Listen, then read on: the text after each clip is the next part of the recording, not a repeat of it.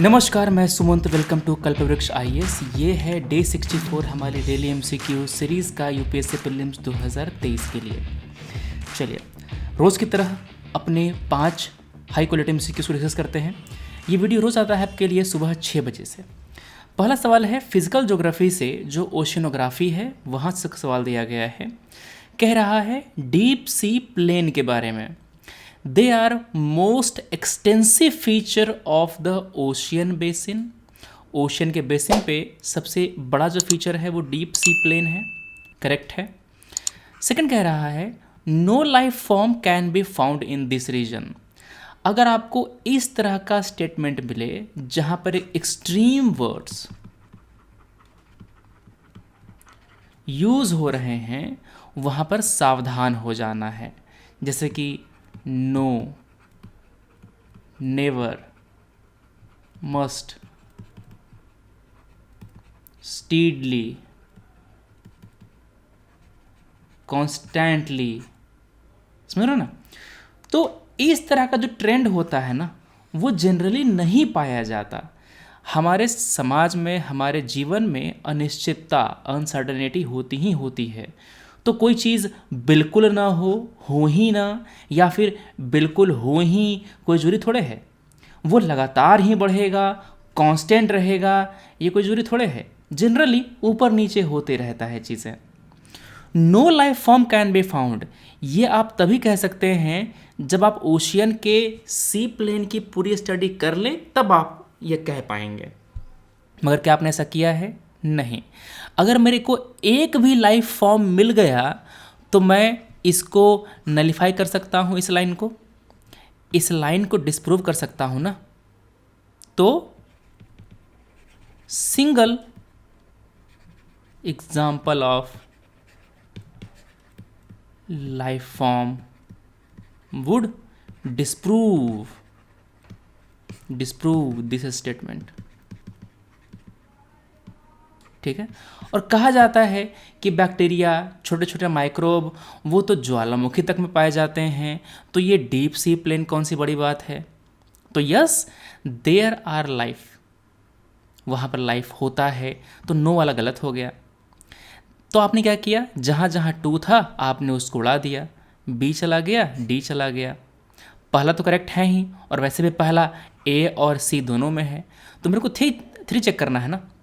They are regions of high seismic activity. Deep sea plain पर seismic activity नहीं के बराबर होती है, शांत होता है। ये एक्टिविटी ज़्यादा कहाँ पर होती है? जहाँ पर प्लेट की बाउंड्री होती है, जहाँ पर फॉल्ट होता है। सिस्मिक एक्टिविटी ज़्यादा कहाँ पर होती है?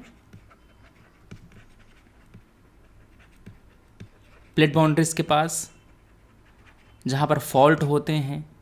मगर ये जो डीप सी प्लेन है ना, वहाँ पर नहीं होती ये सब चीज़ें, वो प्लेट बाउंड्री के बीच में होता है। ठीक है। जैसे कि देखो यहाँ पर ये आपका है डीप सी प्लेन। ठीक है। ये आपकी प्लेट बाउंड्री हो गई, समझ रही बात? ये आपका मिड ओशनिक रिज हो गया, ये भी आपकी प्लेट बाउंड्री है। क्लियर है? और ये आपका अबिसल प्लेन है, यही आपका डीप सी प्लेन है। डीप सी प्लेन है ये, PLAIN, डीप सी प्लेन है ये। क्लियर है? तो अर्थक्वेक या तो यहाँ पे आएगा या तो यहाँ पे आएगा, यहाँ पर नहीं आता जनरली। ठीक है। तो यही कह रहा है they are not the reason of high seismic activity. आपने तीसरा एलिमिनेट कर दिया, दैट्स वाई केवल पहला सही है, C will be the correct answer. अगला सवाल है इनमें से कौन से ऑर्गेनिज्म बायो कंट्रोल एजेंट की तरह काम करते हैं? मतलब कि हम करते क्या है ना कि एक को दूसरे से लड़ाते हैं। जैसे कि आपको पता है कि सांप का दुश्मन नेवला है, तो अगर मेरे को सांप को कंट्रोल करना रहा तो मैं नेवला यूज़ करूँगा। अगर मेरे को चूहों को कंट्रोल करना रहा तो मैं सांप यूज़ करूँगा। तो यहाँ पे जो बैक्टीरिया है, फंगाई है, वायरस है, पैरासाइट्स हैं, ये सभी को हम लोग यूज़ कर सकते हैं as a bio control agent. क्या आंसर हो गया? C will be the correct answer. इन सब को हम लोग यूज़ कर सकते हैं जो दूसरे जीव हैं, दूसरे माइक्रो ऑर्गेनिज्म हैं, उसे कंट्रोल करने के लिए। अगला सवाल है, अच्छा इसमें आपका जो प्रोटोजोआ वगैरह है, नेमेटोड्स हैं, वो सभी चीज़ें आएंगी। अगला सवाल है अशोकन इंस्क्रिप्शन के बारे में। ये जो अशोकन इंस्क्रिप्शन है उसमें कौन से स्क्रिप्ट यूज़ किया गया है? Greek, Aramaic, Kharoshthi.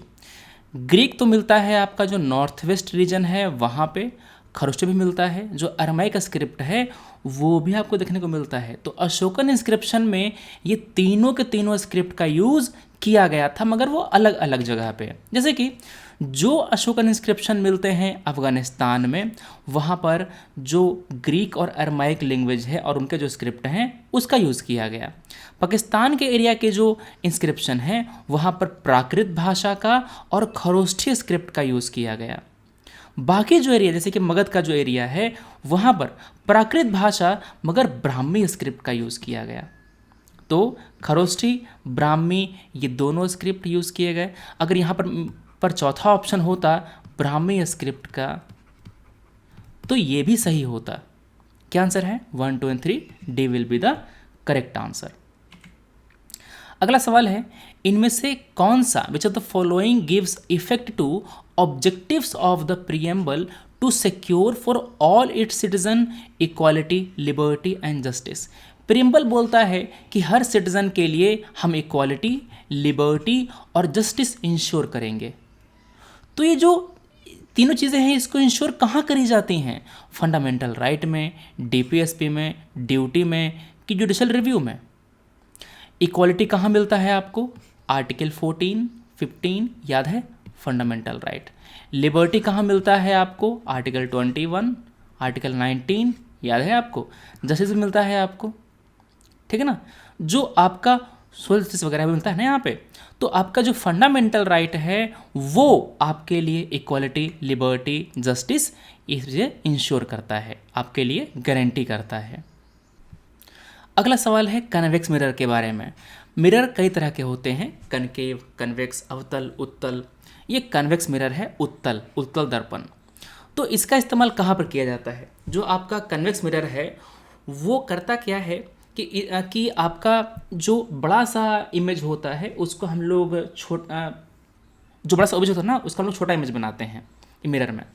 तो आपका जो रियर व्यू मिरर है कार का, बाइक का, वहाँ पर हम लोग कन्वेक्स मिरर का यूज़ करते हैं। गाड़ी की जो हेडलाइट होती है वहाँ पर कनकेव लगाते हैं, कनकेव मिरर लगाते हैं, इस तरह का होता है। और यहाँ पर आपका जो लाइट है वो लगा हुआ होता है, तो ये इस तरह से लाइट फैला करके मारता है फिर आगे। तो गाड़ी की जो हेडलाइट होती है उसमें कनकेव मिरर होता है। तीसरा आपने एलिमिनेट कर दिया, 3 यहाँ गया, 3 यहाँ गया, 3 यहाँ गया, आपका आंसर बी 2 ओनली आ गया, ठीक है।